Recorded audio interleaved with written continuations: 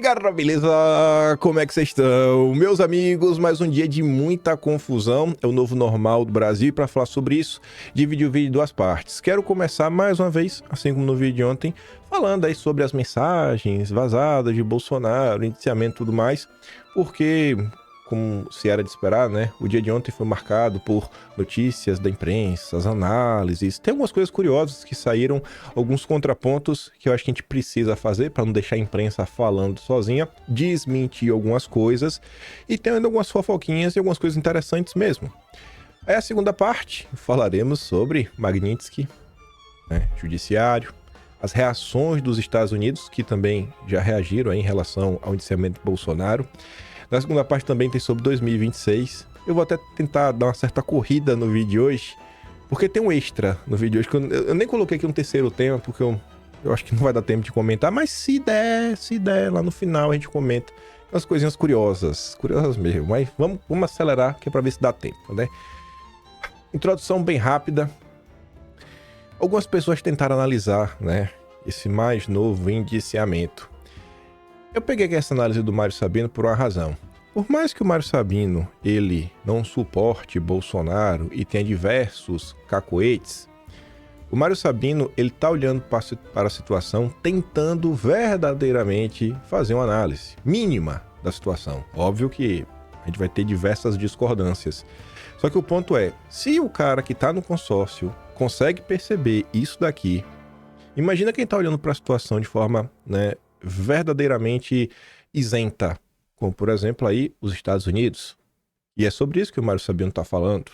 Ofensiva contra Bolsonaro fortalece nos Estados Unidos a ideia de perseguição. Por que será, né? Deve ser porque Bolsonaro é a pessoa mais perseguida da história do Brasil.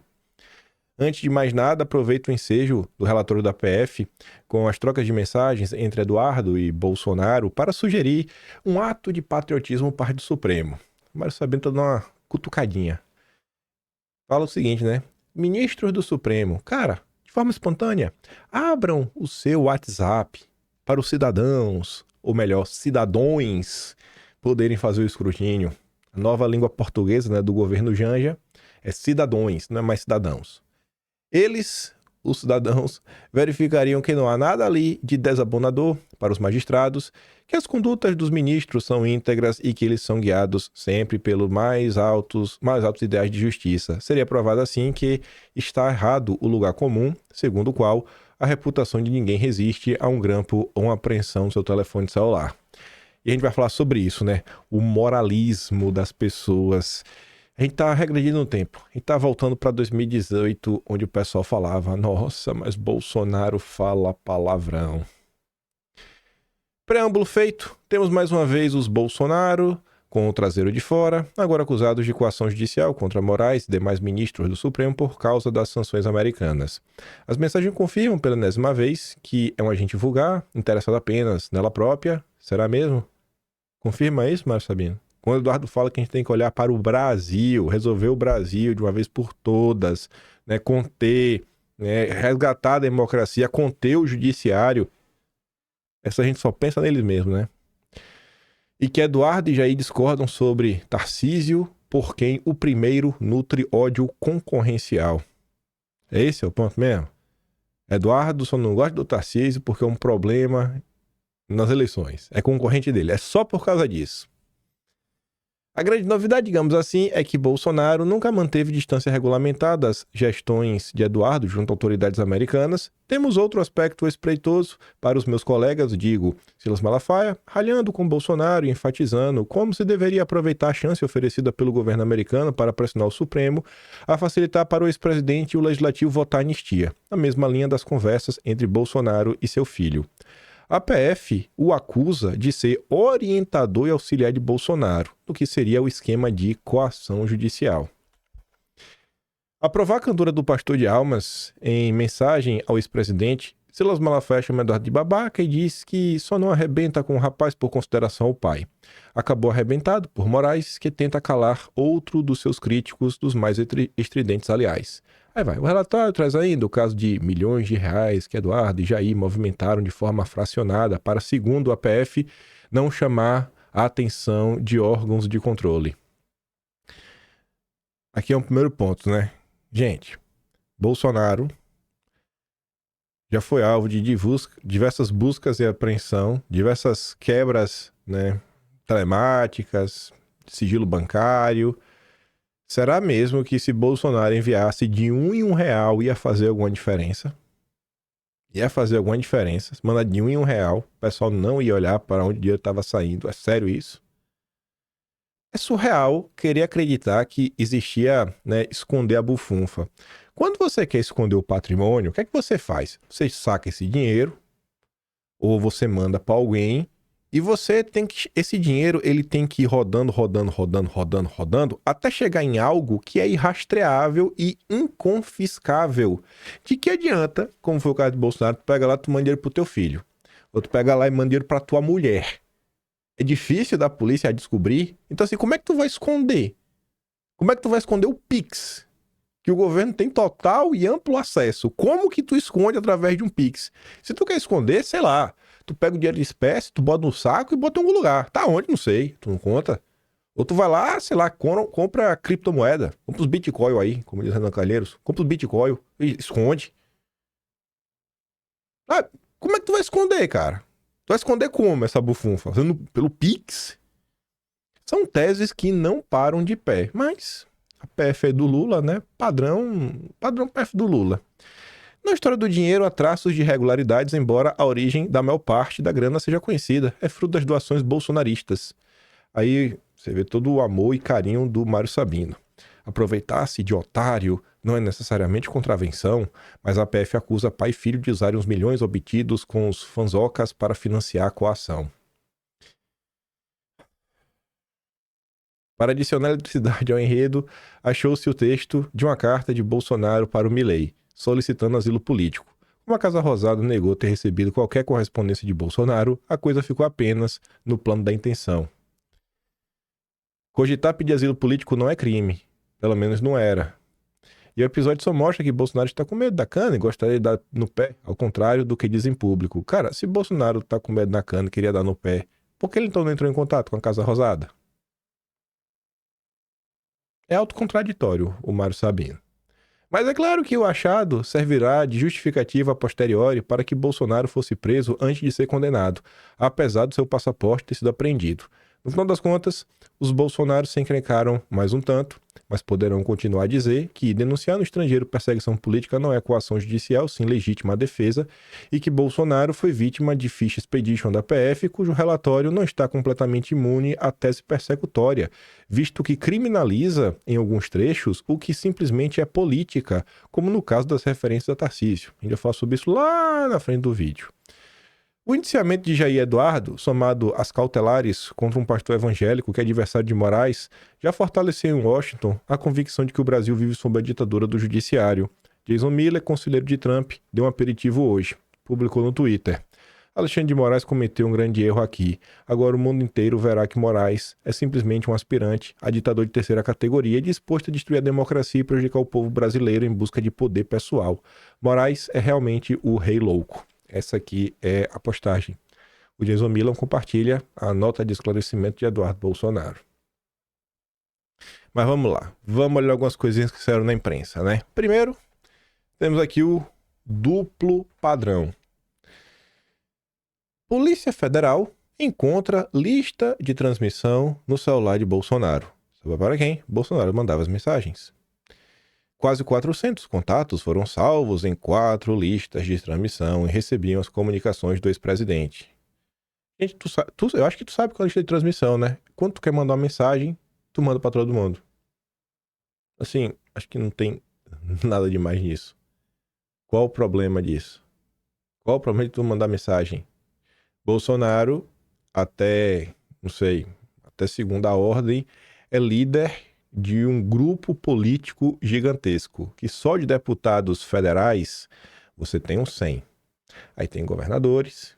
Lembrem que uma dessas listas, o próprio ministro Fux estava nela. Tem governadores, tem deputados estaduais, tem alguns empresários próximos a ele. Então, assim, às vezes Bolsonaro, aquelas coisas que saem na imprensa, né? O Bolsonaro compartilha a nossa lista, é isso. Era a coisa mais normal do mundo, as notícias da imprensa ao longo dos meses que Bolsonaro compartilha fake news na sua lista de transmissão. Qual é o crime disso daqui? Qual é o crime disso daqui? Qual é o crime? Qual a diferença disso para você criar um canal no Telegram para deixar informação, um próprio canal no WhatsApp? Qual a diferença? Aí você vê. Isso é crime. Crime. Pelo menos a imprensa tenta vender como um crime. Por outro lado, aquilo ali na direita é o ápice da democracia. Equipe de site de Lula mantém gabinete de ataques a Bolsonaro. PT diz que tem 25 mil voluntários atuando nos grupos de aplicativo de mensagens criados para a campanha eleitoral e que foram repaginados para alimentar narrativas durante o governo. Um é Bolsonaro tentando falar com seus aliados. A outra é o PT atuando realmente como, né, um gabinete do amor. A conclusão é de vocês. Esse é o absurdo que a gente vive. É uma perseguição total. Nada que a oposição faz é lícito. Qualquer coisa. O simples ato de viver já é ilícito. O simples ato de vocês existirem já é ilícito. Vocês precisam ser eliminados perante aí, né, o consórcio brasileiro. O Enio fez uma pequena explanação sobre 3 itens. Eu vou pular o primeiro, porque é o que o Mário Sabino falava sobre alguns aspectos políticos, eleitorais, que não faz nem sentido estar no relatório da PF, que é até essas 2 imagens, depois a gente volta nelas. Vamos olhar outros pedaços aí no que diz respeito, né, ao relatório da Polícia Federal. Novamente aparece a figura das milícias digitais, que até, né, junta aí com essa questão da lista de transmissão. Veja como Bolsonaro é criminoso. Diz a Polícia Federal: as informações falsas foram disseminadas utilizando o mesmo modus operandi da milícia digital, que seria o quê? Difusão em alto volume por multicanais, de forma rápida, contínua, utilizando pessoas com posição de autoridade perante o público-alvo para dar uma falsa credibilidade às narrativas propagadas. Tá. A questão é que não existe método, conceito, teoria, nada. Quais seriam as tais informações falsas? Que o Brasil é uma ditadura? Seria isso?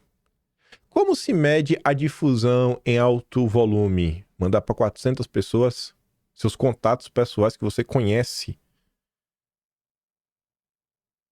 É isso? O que é tecnicamente contínua? Nada. Até aquele momento do relatório, toda essa milícia digital são conversas de pai e filho e publicações nas redes sociais dos dois. Sem bots, sem impulsionamento, nem empresas de divulgação, nada. Só os dois usando suas próprias redes sociais. Depois, quando o relatório fala de Malafaia, até existe a menção sobre uma estratégia de redes sociais, mas é isso. Políticos e ativistas usando redes sociais. Eles não aceitam a existência do povo brasileiro, de pessoas de direita. Terceiro, depois a gente volta para o item 1. A participação do advogado do Rumble, Martin de Luca. Essa parte do relatório é bizarra. Bolsonaro e Martin de Luca mantêm contato sobre como Bolsonaro pode melhorar a comunicação sobre o tarifaço e Luca compartilha algumas peças da ação da Rumble contra Moraes. Do nada, isso vira, aspas. O áudio atribuído a Bolsonaro demonstra que o ex-presidente atua de forma subordinada a interesses de agentes estrangeiros em alinhamento previamente condicionado ao atendimento de pretensões dissociadas ao interesse nacional, direcionadas a vulnerar a independência dos poderes constituídos, especialmente o Poder Judiciário, por meio de atos de coação ao seu órgão cúpula e soberania nacional. Tu lê isso, tu pensa, rapaz, Bolsonaro tá trabalhando pra KGB? Tá trabalhando pro M6, pra CIA? Não, ele tá trocando impressões com o advogado da Rumble, só isso. O mais bizarro é que a Polícia Federal conclui que essa troca de mensagens significa até que houve um desvio de finalidade da pretensão formulada em ação judicial no exterior, Rumble vs Moraes. É uma evidente opinião política da Polícia Federal e que não tem a menor relação com a investigação. Aí vai. O ápice, né, é o vazamento das conversas de pai e filho. Ministro do Supremo critica um relatório da PF para indiciar Bolsonaro. O documento da corporação mostra trechos de conversas pessoais. Aí, o Christian Costa, que escreveu essa matéria, colocou aspas ali para a revista Oeste. A Oeste, em caráter reservado, Um membro da corte observou que a Polícia Federal inseriu no documento conversas pessoais, sobretudo entre pai e filho, elementos desnecessários que não eram objeto do inquérito. Aí, nesse momento, vai que tem algum petista assistindo a este recorte, ou algum fã de governadores democráticos e falar: eu vou lá comprar essa crítica. Primeiro que um ministro falou. Quem que garante que o ministro falou com a Revista Oeste? Segundo, quem garante que não foi Mendonça, Fux ou Cássio? Porque todos esses três ministros são tidos como bolsonaristas. Aí vem lá, né, o petista, o cara de centro. E para ninguém ficar com dúvidas sobre o absurdo desse tipo de mensagem, é que nós estamos aqui. Nós não. Temos que dar o crédito à pessoa certa. Bruno Porto. Bruno Porto resgata um habeas corpus sensacional que termina com /PR, Paraná, 13ª Vara. Quem foi julgado lá? No julgamento do habeas corpus 1644/93, que anulou todas as decisões do juiz Sérgio Moro em favor de Lula, Gilmar Mendes fez questão de apontar como um dos fatores da parcialidade do magistrado o quê? A divulgação de conversas do réu /investigado com familiares e terceiros. Quando é com Lula, é um absurdo. O juiz está sendo parcial. Quando é com Bolsonaro, vale tudo. Aí tá ali. O terceiro fato indicativo da parcialidade do juiz traduz-se na tão controvertida divulgação de conversas obtidas em interceptações telefônicas do paciente com familiares e terceiros. Esses vazamentos se deram em 16 de março de 2016, momento de enorme tensão na sociedade brasileira, quando Lula foi nomeado ministro da Casa Civil da Presidente da República, e a partir disso houve intensa discussão sobre tal ato e ampla efervescência social em crítica ao cenário político brasileiro. Aqui o Lula é vítima. Agora com Bolsonaro vale tudo, né? É o vale tudo. É o vale tudo. Nunca houve uma pessoa tão perseguida nesse Brasil como Bolsonaro. Aí você pega as mensagens, coisas que não tem absolutamente nada a ver com investigação, com porcaria nenhuma. Uma das falas que mais circularam é Eduardo falando com o Jair, né? Vai tomar naquele lugar. Aí depois até Eduardo volta, fala desculpa, me passei e tudo mais. Aí você tem que ver as pessoas mais depravadas do Brasil, que defendem os maiores absurdos, que não se chocam uma quantidade de pessoas que morrem todos os dias por crime organizado, sabe? Pessoas que aplaudem o direito dos manos. Aí você pega lá o Daniel. Eu fiquei um pouco em choque vendo os diálogos no que o Brasil se tornou. Aquelas são as lideranças conservadoras do Brasil com aquele vocabulário. Gente, estamos regredindo no tempo. Não é piada, estamos regredindo no tempo. Esse movimento que tá aí, antissistema, que ele nasce em 2013. Em 2018, na eleição que se falava, Bolsonaro fala palavrões. Olha o que a gente está discutindo. A gente está voltando no tempo. O Brasil está regredindo. Regredindo. Aí você tem que lidar com isso daqui, ó. Engenheiro Léo. Esse aqui é o queridinho do MBL. Na verdade, ele é do MBL, né? Mas ele é o queridinho de muita gente aí, né? Alguns podcasts e tudo mais.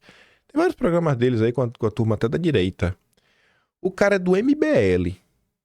Até coloquei ali, né? O maluco é do MBL. Da turma que mandou são fáceis porque são pobres. E tá querendo bancar o moralista. O cara que fala sobre Deus, pátria e família mandou o pai tomar naquele lugar. Foi isso mesmo? Ô, campeão, não sei se tu sabe, mas o próprio cristianismo, né? É a religião dos pecadores. O moralismo. O MBL quer dar aulas de moralismo. Como é que você leva uma coisa dessa a sério? Enfim. Paulo Figueiredo fez uma live ontem que... Você acha que se você assistiu o que eu comentei de manhã e viu o que o Paulo Figueiredo falou à tarde, você vê que a gente tá... Sim, as coisas fazem muito sentido, né? Pelo menos que eu falei. O Paulo Figueiredo trouxe mais bastidores.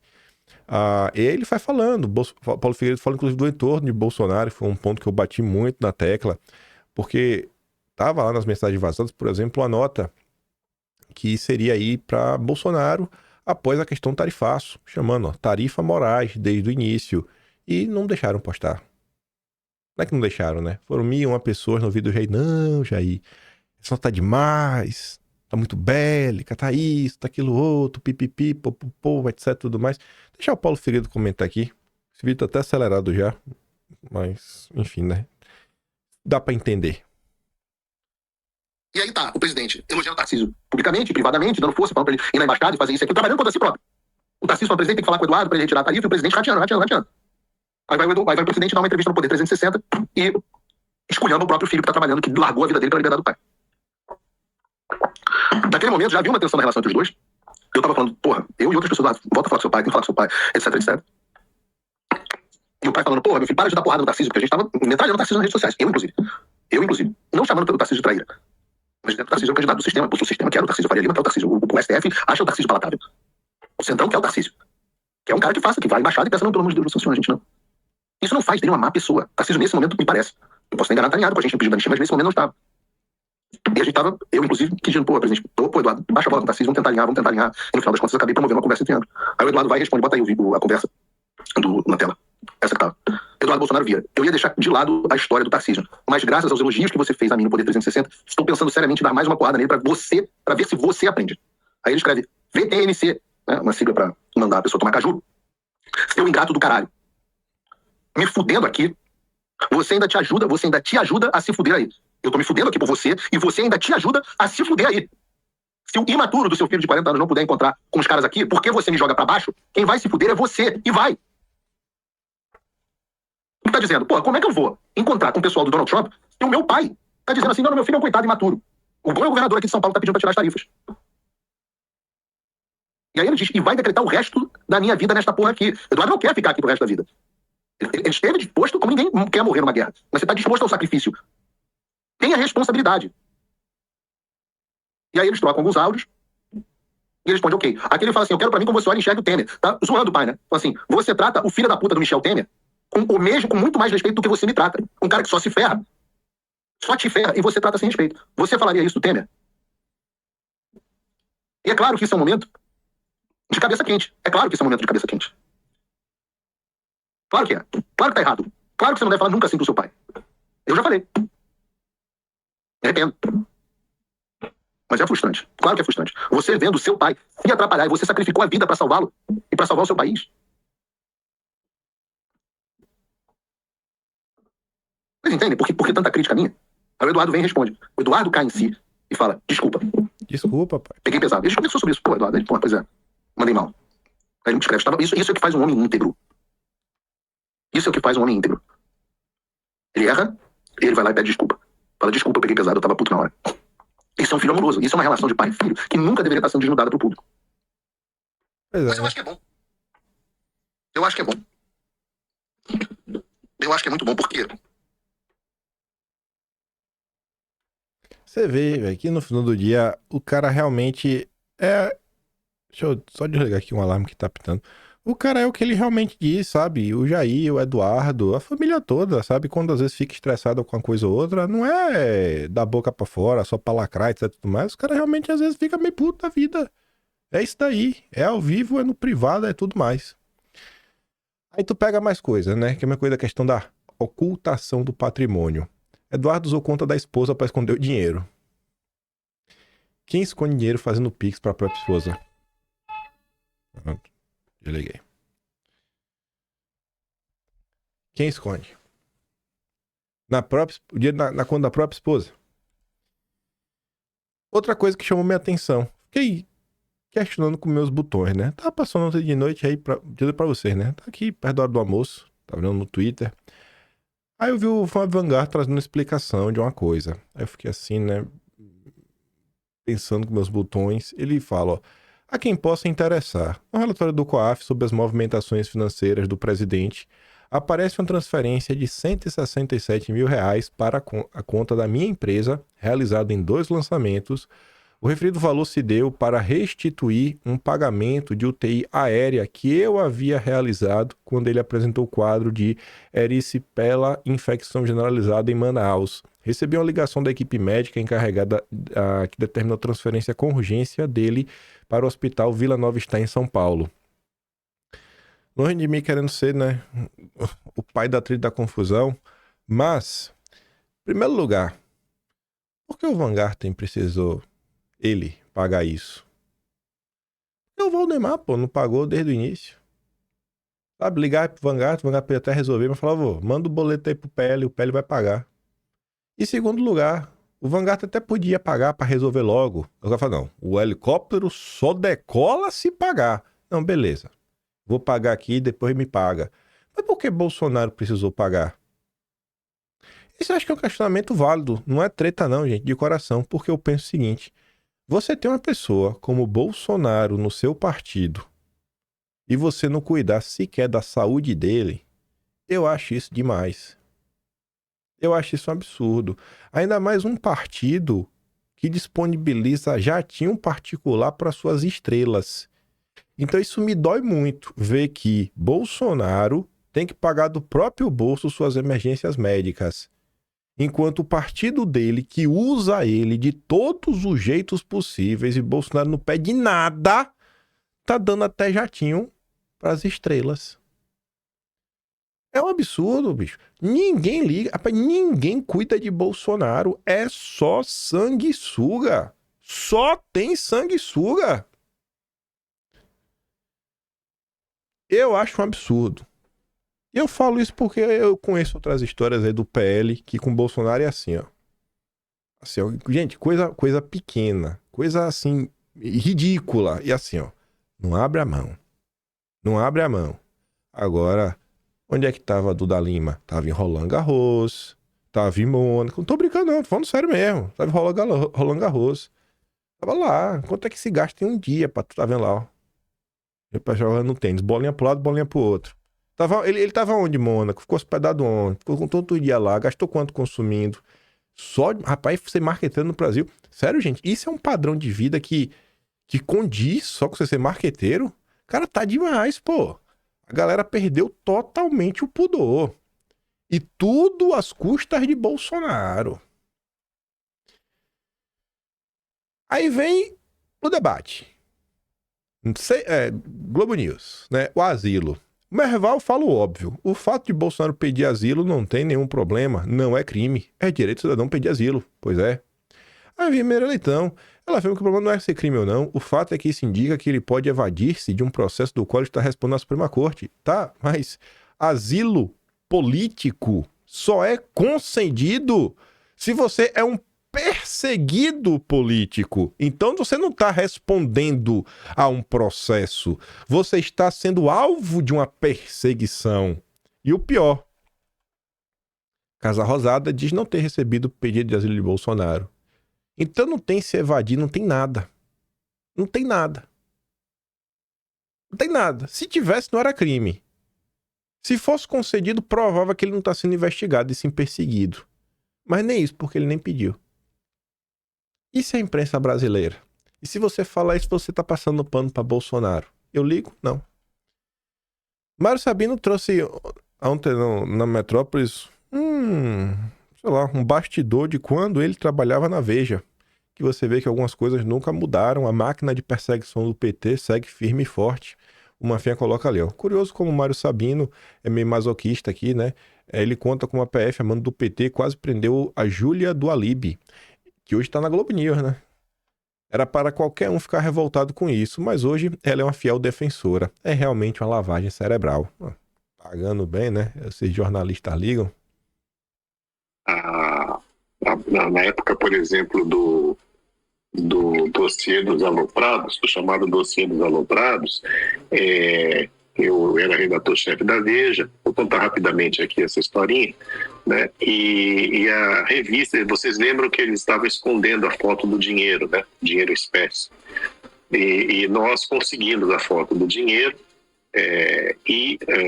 juntamente com o Estadão, tipo, foi uma coisa muito, assim, foi curioso, foi ao mesmo tempo, mas a Veja conseguiu noticiar, que nós tínhamos essa notícia exclusiva de que o Freud Godoy, né, era o que era o segurança do Lula, tinha feito uma visita clandestina ao sujeito que estava preso, que eu não me lembro mais, que foi um dos responsáveis pelo dossiê dos aloprados contra o José Serra, na carceragem da Superintendência da PF aqui em São Paulo.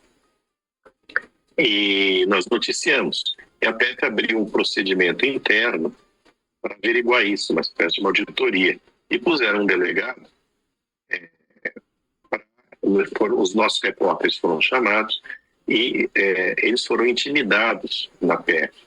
Isso é uma história até que se tornou pública, porque uma das repórteres entrou em contato comigo, ela é a Júlia do iLib, que hoje está na Globo, né? Entrou em contato comigo, muito nervosa, quer dizer, aliás, entrou em contato com o editor dela, que entrou em contato comigo, e eu fui atrás do então ministro da Justiça, Márcio Tomás Bastos, né?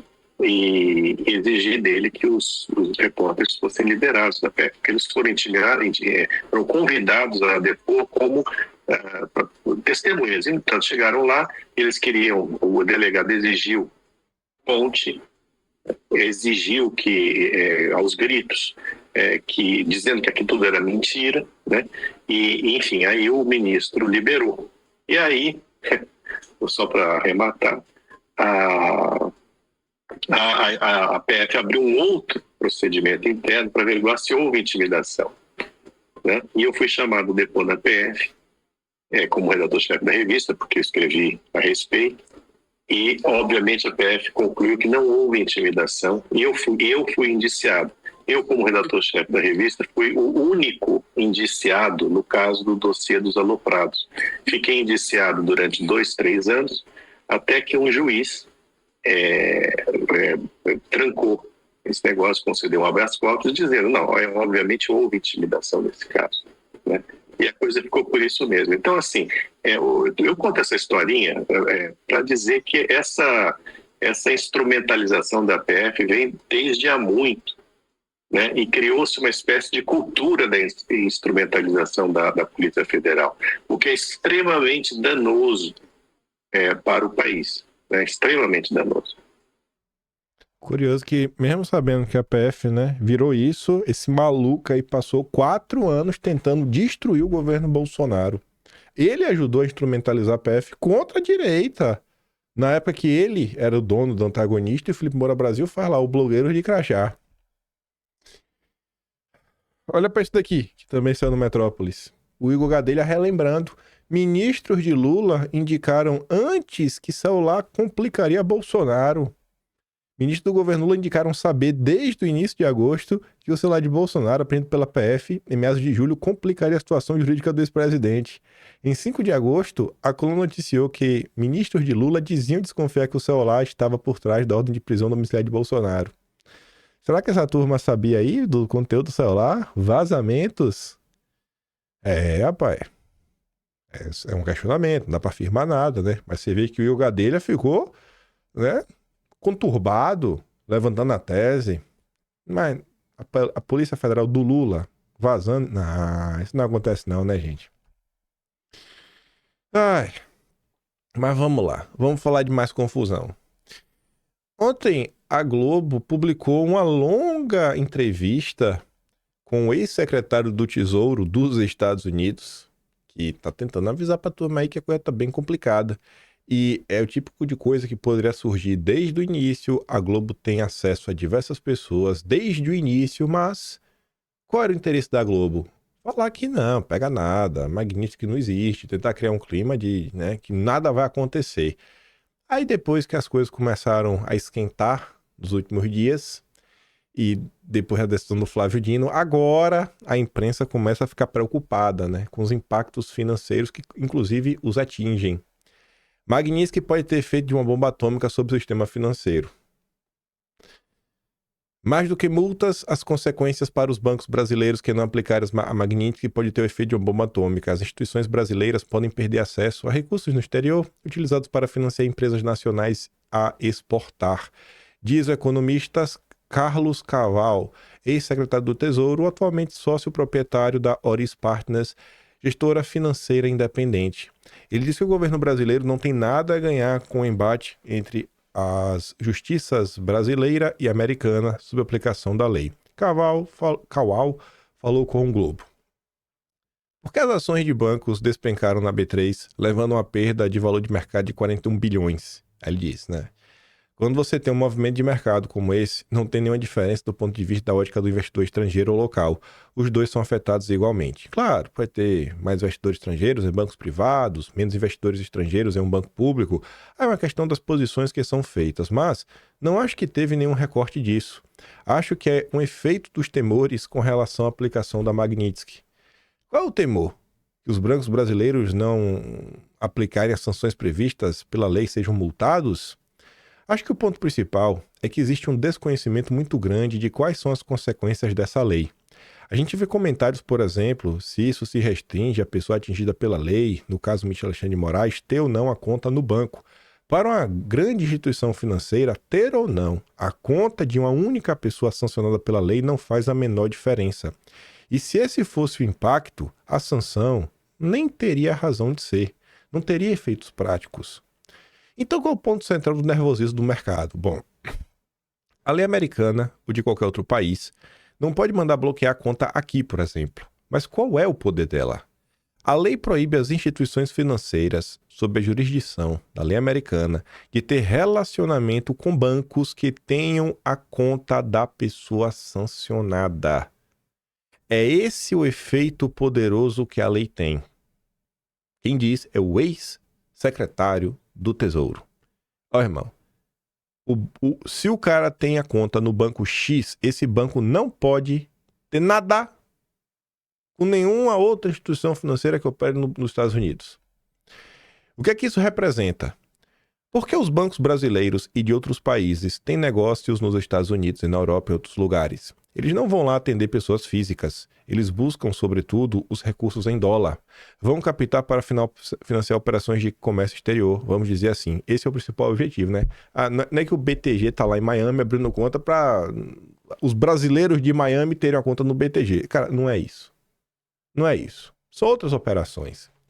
Eles podem até fazer outros tipos de operação, mas o comércio exterior é o básico, buscar financiamento em dólares, já que nesses países onde os bancos brasileiros não têm rede de captação de depósitos, eles captam junto aos outros bancos que têm esses depósitos em excesso no mercado interbancário.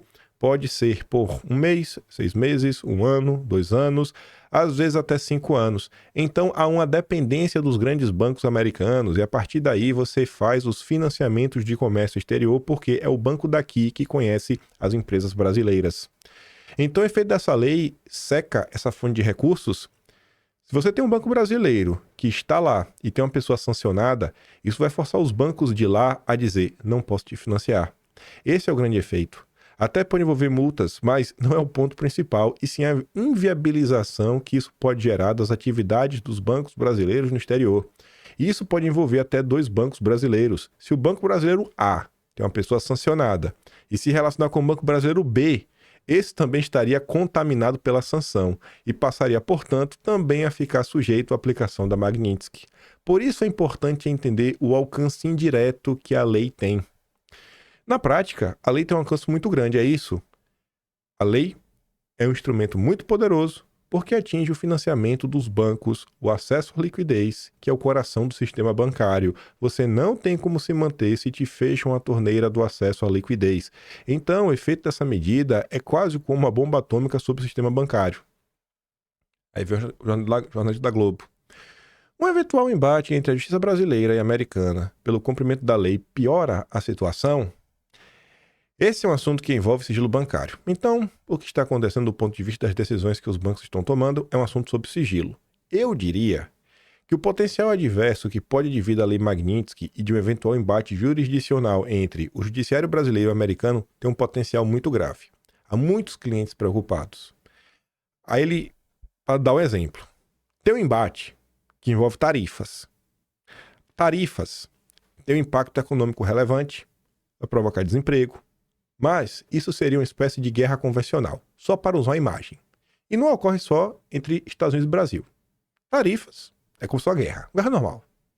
Já o episódio da Magnitsky, se escalar, tem um efeito sistêmico no setor financeiro. E aí as consequências podem ser as de uma guerra nuclear. Entendeu, né? Se a tarifa já é pesada, é uma guerra, Magnitsky pode ser uma guerra nuclear. É muito pior do que a questão tarifária.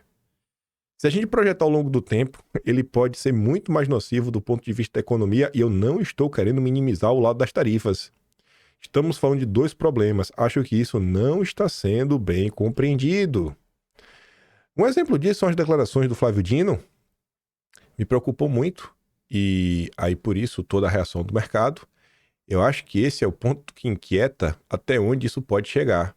E pode chegar em uma coisa extremamente grave. Isso afetou as ações dos bancos.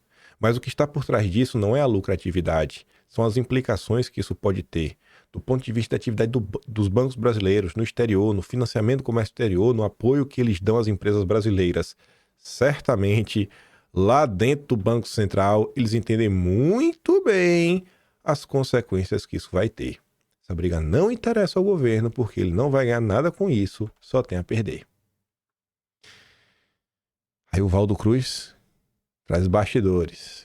Depois das polêmicas dos últimos dias, bancos orientam envolvidos a baixar a bola e evitar novas tensões. Cala a boquinha aí, finge, né, se faz de morto, para ver se ninguém te pega.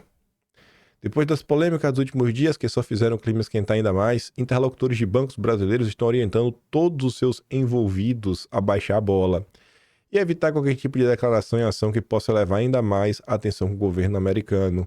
A avaliação é que é preciso parar de alimentar especulações e falatórios, porque, por enquanto, só existe de real a sanção inicial. Só a sanção inicial? Só isso? Qualquer novidade, tem que vir de novo pronunciamento da OFAC. Aquele mesmo papo que não, tem vários níveis. Ficar falando sobre o tema pode estimular novas sanções. Enquanto isso não acontecer, tudo que está sendo dito não passa de possibilidades sobre uma lei que pode ou não ter desdobramentos. Pode ou não. Para que os bancos se posicionem em relação a outras medidas, a OFAC precisa antes divulgar quais são essas novas sanções. Por enquanto, isso não aconteceu, deixando tudo no campo das incertezas. Nesse momento, os negociadores trabalham com dois cenários que podem impactar os ministros do Supremo. Aí você vê, né? Pega nada. Só sanções iniciais. Ações do Banco do Brasil caem após notícias sobre cartão bloqueado de Moraes. Pressão nos papéis também deriva de resultados fracos do segundo trimestre. Afirma analista, né? Banco não comenta. E ofereceram para ele um cartão da bandeira Elo, que é brasileira, né? Pode ter Visa nem Master, mas tem o Elo. Tipo do Elon Musk. Né? Mas tem que esperar o FAC falar se vai ter novas sanções. Eu ainda acho que vai ter, né? Alguma confusão. E pelo que saiu até aquela matéria do bastidor e algumas pessoas mais, sei lá, com maior conhecimento no tema vem falando, tem várias partes desse processo que são meio que silenciosas, que são relatórios gerados automaticamente até tomar uma decisão como tipo uma multa. Eu tenho pra mim que essas paradas já estão acontecendo. A gente só não sabe, porque tá sob sigilo. Mas eu achei que já deve ter tido aí um comunicado aí da OFAC pra algum banco. Tenho pra mim. Posso estar errado? Posso. Mas vamos ver como é que vai ser, como serão os próximos dias. O Jason Miller, ontem também, depois de falar, né, que é o rei louco, ele compartilhou a notícia do Washington Post, que o Moraes disse que não vai baixar a cabeça pra ninguém. E aí ele fala: obrigado, bola branca. Compartilharemos isso com o Trump. PS, você é um bocó e uma ameaça à democracia em todo o hemisfério ocidental. Aí tá ali, né? A manchete da notícia. O juiz que se recusa a ceder à vontade de Trump. Faremos o que é certo. Gesto do governo Trump, a faquinha mira plano pós-condenação de Bolsonaro. Acho que todo mundo, por hora, aguarda isso, né? A Casa Branca calcula que Fachin assumirá a presidência em 28 de setembro e, no comando do tribunal, decidirá sobre recurso apresentado por Bolsonaro para que seu caso seja reapreciado pelo plenário, que conta com 11 ministros. Na avaliação de integrante do Departamento de Estado norte-americano, Fachin não tem intencionado as relações entre Brasil e Estados Unidos e poderia assumir um papel de pacificador. A devolução do visto seria um aceno de Washington. Devolvendo, né? Vamos ver se tu vai mandar pro plenário ou não. No plenário é bom, né? Ver quem quer botar sua digitalzinha. Eu não sei porquê, eu fiquei pensando nas últimas horas sobre a questão do pedir de vista. Aí eu fiquei pensando, não o Fux pedir vista porque o Fux quer pedir vistas, mas será, velho, que a Carmen Lúcia e o Zanin, de coração mesmo, estão dispostos a entregar o voto agora? Talvez agora sim, mas se semana que vem tiver alguma coisa, vamos botar, né? Semana que vem não, semana que vem não é o julgamento. Se antes do julgamento terminar, tiver alguma decisão, a Magnitsky realmente fazer valer, será que esses dois não podem torcer por Fux pedir vistas? Pra ver isso no meio do caminho, as coisas meio que vão se resolvendo, né? Se encontram meio termo, se dá uma pacificada. Embaixada dos Estados Unidos reage após Moraes ameaçar punir bancos brasileiros.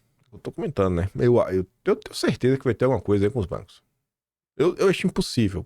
Por tudo que Eduardo falou, pelo que Paulo Figueiredo falou, pelo histórico aí das ações. Isso daqui é um posicionamento novo. Esse pronunciamento não foi em rede social. Foi encaminhado ao Metrópolis. O Metrópolis deve ter questionado, né? A embaixada, diante de tudo que está acontecendo. E tá ali, em nota... A representação diplomática dos Estados Unidos em Brasília afirmou que o país continua firme no compromisso em responsabilizar violadores de direitos humanos por meio de medidas como a Magnitsky. Aspas. Essas sanções, impostas pela legislação americana, são ferramentas essenciais de responsabilização e não podem ser enfraquecidas sem gerar consequências financeiras significativas. As declarações do ministro Moraes, incluindo as que tratam de exigências para bancos brasileiros, estão fundamentalmente equivocadas e refletem um padrão preocupante de abuso de poder judicial. Além de se opor às falas de Moraes, a embaixada ainda questionou o governo brasileiro. E aqui, eu acho que... questionou o governo brasileiro. Eu não sei se a embaixada questionou o governo brasileiro, porque olha o texto, Os líderes eleitos do Brasil, líderes no plural, é o governo eleito? O governo é o líder, Lula. Os líderes eleitos do Brasil agiram de forma decisiva para se opor a essa situação. Bom, os líderes eleitos, para mim, são todos os políticos. Principalmente os que estão em Brasília. Deputados federais, senadores. Não está claro sobre quais líderes eleitos o governo norte-americano se refere. A frase, contudo, coincide com a tentativa da oposição em pautar o impeachment de Moraes no Senado. Então eu acho que o Metrópolis erra em colocar o governo brasileiro. Não, a embaixada não está questionando o governo brasileiro. A embaixada está questionando os parlamentares brasileiros. Os líderes eleitos, são lideranças. Falam em nome do povo. Isso daqui, para mim, soa de uma forma diferente, porque o que eu venho escutando, né? O Eduardo e Paulo, toda vez que eles fazem uma live, quando foi antes da movimentação, o Paulo Freire fala, pô, a gente precisa, sabe, de apoio, a gente tá na rua mesmo pra mostrar, cara. Porque, gente, eu fiquei assim, né? Eu cruzei meus braços e fiquei pensando com meus botões. E lendo essas mensagens de Eduardo com Jair, toda essa percepção. Imagina, né? Você e Paulo Figueiredo, você chega lá. Ou você pode ser, você e Eduardo. Você pode ser o Eduardo ou o Paulo Figueiredo. Você escolhe quem você quer ser. Aí você chega lá, né? Chega lá, você e o Eduardo, você e o Paulo. Chega lá. Você é um dos dois. Aí tem, vocês devem ter visto aquela foto, né? Tá o Trump, que botou pra todo mundo sentar esperando ele. O Macron, Van der Leyen, uma galera lá na Europa, Marco Rutte. Aí tu chega lá com o teu parceiro, tu vê um calhamaço de gente. Líderes importantes da Europa. Aí tu olha pro tabuleiro geopolítico, tem Israel, uma bota de uma confusão, lá na faixa de Gaza. Aí tem a Ucrânia, baita de uma confusão, Rússia. Aí tem China, baita de uma confusão também, geopolítica para tentar resolver. Essa não tem o que resolver, mas são várias frentes diferentes. Aí tem a própria Europa, uma frente gigantesca para resolver. Conflitos na fronteira, que tem a ver com toda a questão de relações internacionais. México, as tarifas como um todo. Vários países lá tentando lidar com tarifa para resolver. E chega tu e o Eduardo. né? Ou tu e o Paulo Figueiredo. Aí como é que tu chega lá pra falar com essa galera e vender o teu peixe? Que a tua luta tem que também ter espaço nessa agenda extremamente cheia. Aí os caras falam, não, beleza. Faz sentido o que vocês estão falando. Realmente é um problema. O Brasil é um país importantíssimo. Vamos tentar salvar a democracia brasileira. Aí os caras vão lá, tomam medida, tudo mais. Aí o povo fala, cara, vai pra rua. O povo vai pra rua. Fala, pô, aí, ó, tá vendo? O povo brasileiro realmente tá muito incomodado, né? Vocês não estão tomando a medida que é, como posso falar, né? Que não tem apelo popular. Você vê que tem uma parcela gigantesca da população que realmente acha que é um absurdo o que tá acontecendo. Que a imprensa está mentindo. A país de esquerda. Aí olha pra classe política. Aí que vem, né? A classe política tinha feito... tinha parado tudo, uma obstrução gigantesca. Os americanos falam, pô, realmente, né? Então, graças a Deus, a gente tá apoiando e a gente tá encontrando eco no Brasil. Mas e aí? E aí? Fizeram lá a obstrução e tudo mais, e o que esperar nos próximos dias? Então, eu acho que quando eu vejo a mensagem dessa, e aí eu fico pensando no que Eduardo e Paulo Figueiredo tá falando, são minhas impressões, eu acho que é como se fosse um recado, assim, ô parlamentares, vamos trabalhar aí, irmão. Eu não quero que vocês resolvam, mas passem o recado que vocês estão preocupados. Passem o recado que vocês realmente estão aí, estão entrando em campo para resolver a situação, estão fazendo o possível e o impossível, vocês estão acampados aí dentro do parlamento. Talvez tenha maior torcedor também, né? Porque eu realmente acho que os parlamentares deveriam estar muito focados nisso daí, velho. Assim, 24/7, sem final de semana até resolver o Brasil. Bota uma tenda, não precisa sentar na cadeira do Hugo Mota, não. Se tá com medo de perder o mandato, leva um colchão inflável e dorme. Ou dorme lá no carpete, leva só um travesseiro. Ah, eu tô com dor nas costas. Se lasque. Mas vocês deviam estar lá dia sim, dia também. Começar a sair notícia assim, ó. Fulano de tal já tá acampado, tem 10 dias pela anistia. Aí daqui a pouco, se fulano de tal, fé em Deus, ganha mais adeptos. Daqui a pouco tem 15 deputados. Aí começa as notícias. Estão há 20 dias acampados. Só sairão com a anistia. E aí vai gerando notícia, vai um fato político. Aí a gente vai circulando no mundo. Eduardo leva a narrativa, fala, vai lá na Europa, começa a comentar e vai ganhando força, né? E a anistia segue na manchete. Anistia segue na manchete. Anistia segue na manchete. Para falar sobre isso, tem uma coisa curiosa. Não dá para colocar a mão no fogo. Lá atrás, quando teve obstrução, o pessoal falou que não. A gente vai voltar ao foro, depois a anistia. Não dá para botar fé 100%. Mas ontem a Globo falava que Hugo Mota acelera a tramitação da PEC das prerrogativas. Já colocou até o nome bonitinho, né? E deve votar proposta na próxima semana. Não falou nem, sei lá, PEC da blindagem ou PEC do foro privilegiado. PEC das prerrogativas, que é a questão do foro. Mota tem pedido prioridade à PEC das prerrogativas, aí vem, né, que reforça a blindagem de parlamentares de decisões judiciais e deve colocar ao menos a urgência da pauta na próxima semana. Nos últimos dias, ele tem acelerado a tramitação e entregou a relatoria ao seu correligionário Lafete Andrade de Minas na última terça. A proposta ganhou novo fôlego após a obstrução da oposição. Os apoiadores de Bolsonaro vinham pleiteando o fim do foro privilegiado, anistia dos envolvidos no Rio de Janeiro, mas começaram a vislumbrar o texto como uma possibilidade de blindagem contra o Supremo, que teria o apoio do Centrão. O Congresso precisa voltar a ter a sua autoridade respeitada, disse Sóstenes ao defender a pauta. Para líderes parlamentares ouvidos pelo Globo sob reserva, trata-se de uma pauta com forte apoio apelo interno, independentemente de alinhamento ideológico. Aí você dá um bizu, né? O texto que será discutido pelo plenário altera regras sobre o alcance das decisões judiciais contra parlamentares. Entre os principais pontos estão, aí veja o que é a PEC da blindagem. Na verdade, a PEC das prerrogativas, né, que vai blindar os parlamentares. Impedimento de afastamento do mandato por decisão judicial.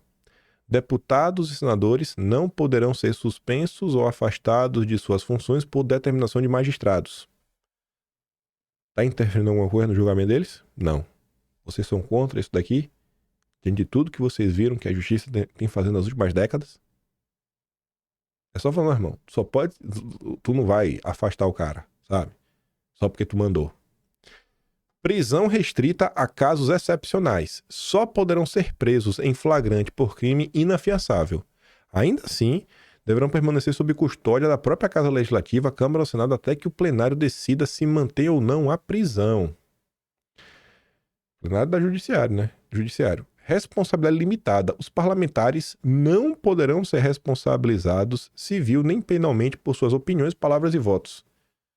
Ou seja, é o óbvio, o que devia acontecer, né? Caso Daniel Silveira, foi preso por falar. Controle do Supremo sobre medidas cautelares. Qualquer medida que afete diretamente o mandato, como prisão domiciliar, só terá efeito após confirmação do plenário do Supremo. Vocês estão contra isso? Acabar com decisão monocrática para... Cara, você quer? Então, bota aí a assinatura dos 11. E aí vem, né? Eduardo grava novo vídeo. Não vou parar. Congresso deve votar a anistia. Achei que a galera devia estar macetando essa tecla, sabe? Anistia, anistia, anistia, anistia, anistia. Dia sim, dia também, dia sim, dia também, dia sim, anistia, anistia, anistia, anistia, anistia, anistia, anistia. Temos que ter anistia. Até o Barroso já falou que depois da condenação é uma questão política. Se a classe política quiser, tem. Não tô falando que eu apoio, também não tô falando que eu sou contra. PGR nega prisão domiciliar idosa condenada pelo Rio de Janeiro espancada na cadeia. Nem domiciliar o povo tá ganhando. Tu já imaginou que seria a anistia light?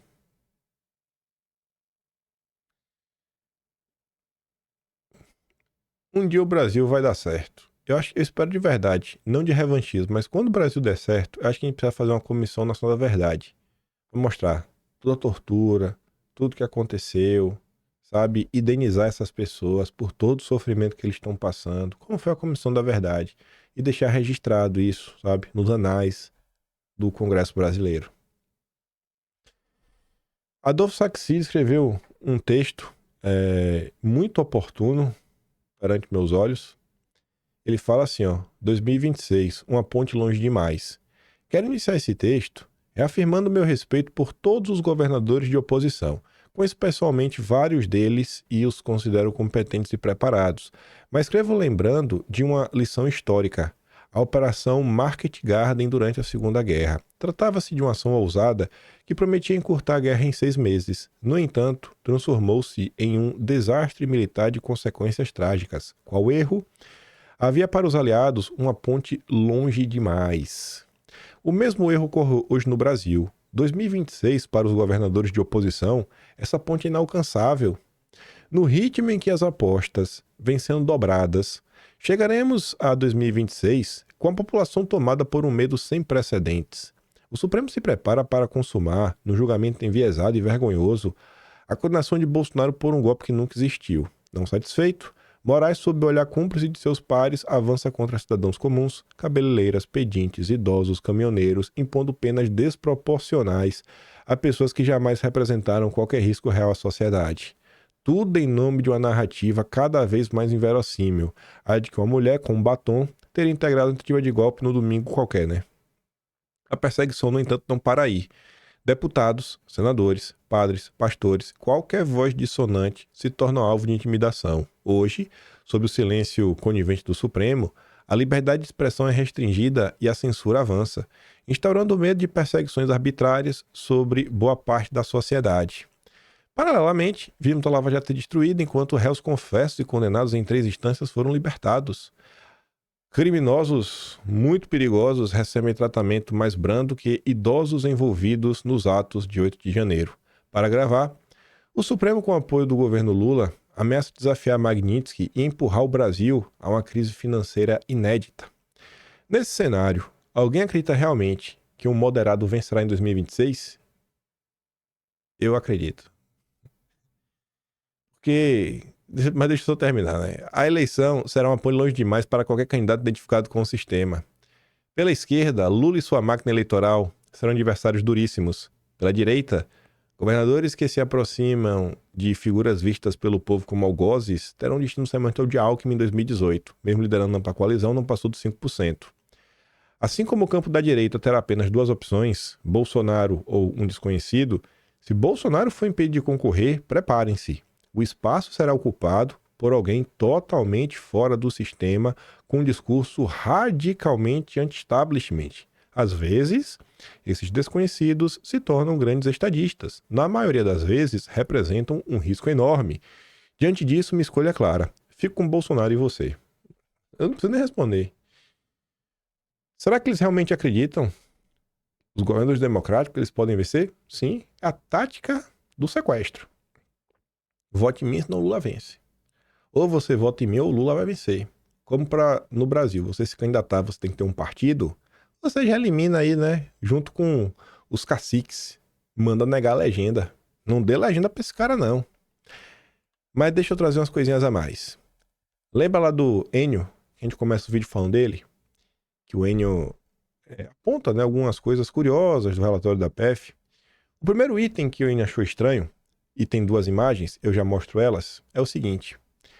Nunca foi tão claro o vazamento de conversas pessoais com o fim de expor o investigado. Essa conduta, que inclusive é proibida pela lei de abuso de autoridade, está escancarada no relatório. Claramente foram expostas conversas que nada têm a ver com a investigação. O pior é que essas conversas pessoais também tratam da construção de uma candidatura presidencial da oposição, o que torna essa revelação mais grave. Olha só, né? Olha o que diz a Polícia Federal. Neste cenário, Eduardo Bolsonaro vem atuando no exterior com um nítido propósito de inviabilizar perante interlocutores estrangeiros possíveis pré-candidatos à presidência da República vinculados ao espectro político mais à direita do cenário nacional. Gente, Eduardo não pode fazer isso, não? Eduardo não pode fazer uma campanha negativa de quem ele discorda que seja um nome ruim? Isso está proibido agora, é? O curioso é ver que a Polícia Federal está preocupada que Eduardo está queimando o Tarcísio. Pobre Tarcísio. A Polícia Federal de Lula está preocupada com o Tarcísio. Só para te deixar ciente, Tarcísio nunca te ajudou em nada no Supremo. Sempre esteve de braço cruzado vendo você se lascar e se axando para 26. Aqui nos Estados Unidos tivemos que driblar a ideia plantada aqui pelos aliados dele, que Tarcísio é igual ao Bolsonaro. Uma clara mensagem de que os Estados Unidos não precisariam entrar nessa briga, pois Tarcísio, ou você, Trump, teria um aliado na presença do Brasil em 27. Então assim, não precisa fazer nada. Tarcísio vai ganhar, Tarcísio vai peitar o sistema. Agora ele quer posar de salvador da pátria. Se o sistema enxergar no Tarcísio uma possibilidade de solução, eles não vão fazer o que estão pressionados a fazer. E pode ter certeza, uma solução do Tarcísio passa longe de resolver o problema. Vai apenas resolver a vida do pessoal da Faria Lima. Mandou a realzíssima aí sobre o Tarcísio. Então, quando a Saxa pergunta, será que um deles acha que pode vencer? Mas leva. O sistema entre Lula e o Tarcísio é Tarcísio. É o candidato do sistema. Até quando o pessoal vai ficar negando pra si mesmo? Tarcísio pode continuar, pode até ser leal a Bolsonaro e tudo mais. Pode ser leal à vontade.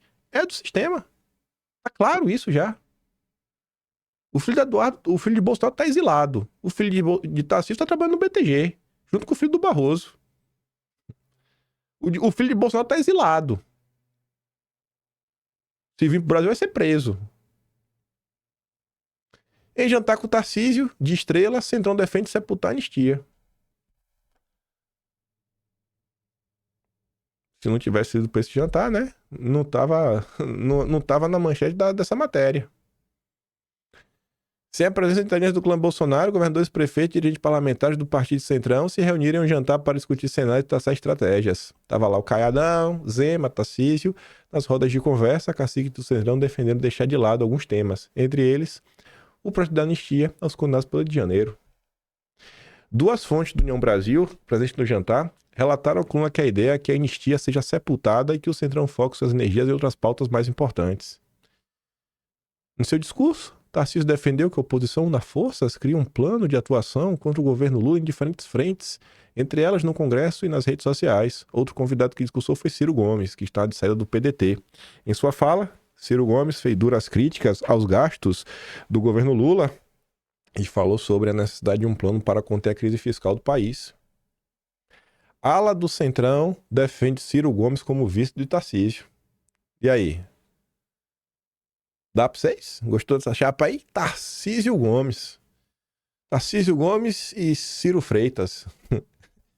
Segundo o blog apurou, a avaliação entre lideranças do Centrão com a União Brasil é que a crise do tarifaço afasta a família Bolsonaro da chapa presidencial.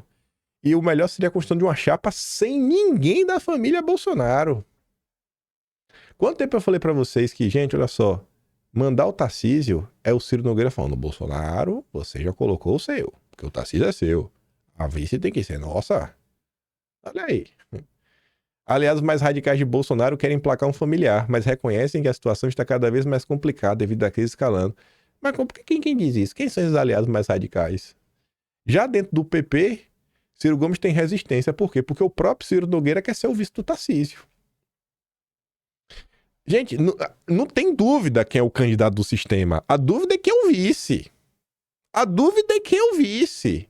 A certeza é que é Tarcísio. É o candidato do sistema. Aí tava lá, Ciro Ferreira Gomes.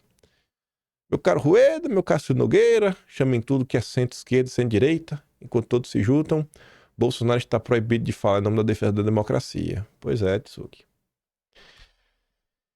Centrão e direita.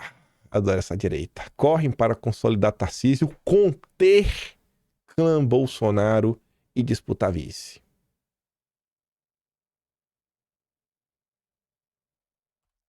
Aí Tarcísio abriu a boca. Eita! Alguém aí tiver perto do Tarcísio, pelo amor de Deus, dê um omeprazol pro Cadeirudo. O Cadeirudo, olha essa crítica, lavou minha alma. Preocupa ver pessoas sendo investigadas por fazerem críticas. Diz o Cadeirudo. Preocupa um pouco. É, porque se ele se preocupar muito, ele tem até gastrite. Preocupa um pouco. Ver pessoas sendo investigadas de objetos de ações sociais simplesmente por fazerem críticas. Às vezes eu vejo que isso não faz sentido. Então, onde é que a gente quer chegar com isso? Onde é que o Brasil vai parar? Não vejo aí um bom caminho. Pai, lavou minha alma, Tarcísio. Você destruiu, cara, o Alexandre de Moraes nas suas críticas. Você destruiu a perseguição. Você é brocador, viu, velho? O Cadeirudo tá de mapa. O Cadeirudo tá imparável. Que crítica é essa, hein? Deve ter até passado mal. Até ficou cansado depois de uma crítica como essa. Eu já não suporto mais o Tarcísio, né? Já falei pra vocês, então desconta aí, porque... Enfim, né? Aliados avaliam Tarcísio fortalecido e com respaldo de Bolsonaro para 2026 após mensagens. A turma tá fazendo a festa. Na festa, né? Vai lá. Enfim. Esse aí é o Brasil. Mas confia. Assim, eu até falei ontem na live que eu fiz. Gente, eu não tenho nem problema você, por exemplo, conversar com o Ciro Gomes. Dando exemplo do Gilmar-Palusa, eu falava, eu não sou contra ir no Gilmar-Palusa. Meu problema é o que você vai falar no Gilmar-Palusa. Você discutir política com o Ciro Gomes, eu não sou contra não. Mas é o seguinte, você vai discutir o quê com o Ciro Gomes? O que você vai discutir? Eduardo já falou que vai sair com o Ciro Gomes. O que Eduardo disse? Eduardo falou, olha, o Ciro Gomes está sendo processado pelo Lula. Eu tenho certeza que se a gente parar para conversar, a gente ia concordar alguma coisa na área de liberdade de expressão. Pô, bacana. Realmente, Eduardo. Para discutir sobre isso e pro Ciro Gomes apoiar uma legislação em prol da liberdade, eu acho que vale a pena conversar sobre isso. Sobre isso em específico. Isso em específico. O que é que o Ciro Gomes aí tem, sei lá, de estudo material para oferecer? Vamos pegar um exemplo similar. Aldo Rebelo. Aldo Rebelo tem lá o livro dele sobre a Amazônia. Eu aprendi muita coisa com o Aldo Rebelo. Eu falei, mas comunista, lá para comunista, agente duguinista. Pode me cancelar à vontade, tô nem aí. Quando o Bolsonaro vai falar, cara, o Aldo Rebelo, se fosse para talvez poder botar lá, Ministério da Amazônia. Uma coisa específica, porque o cara tem um conhecimento nessa área. Não é para ser vice-presidente. Não é para ser governador. Não, cara, peraí. Até onde dá pra ir? Olhar. Mas com um objetivo claro em mente, sabe? Agora o que é que tá sendo discutido agora é vice-presidência, bicho. Vice-presidência. Complicado, viu? Complicado, viu? Muito complicado. Ó. Só vê aí, né, o que os banqueiros vão falar. Se os banqueiros quiserem, será. Ai, meu Deus, viu? Por isso que, ó, é melhor ficar até quieto. Já falei demais. Eu vou ficar por aqui. Se gosta do meu trabalhinho, se um pouco mais, passa membro do canal. Tem um Tony Valeu, tem um Patreon na descrição e tem um Atlas Brasileiro. Empai.com.br. No mais é isso. Eu fico por aqui e deixo pra vocês aquele grande beijo e abraço. Tamo juntos. Vou mandar os vídeos que eu dei play lá no Telegram. E é isso. Valeu, meus amigos. Fui.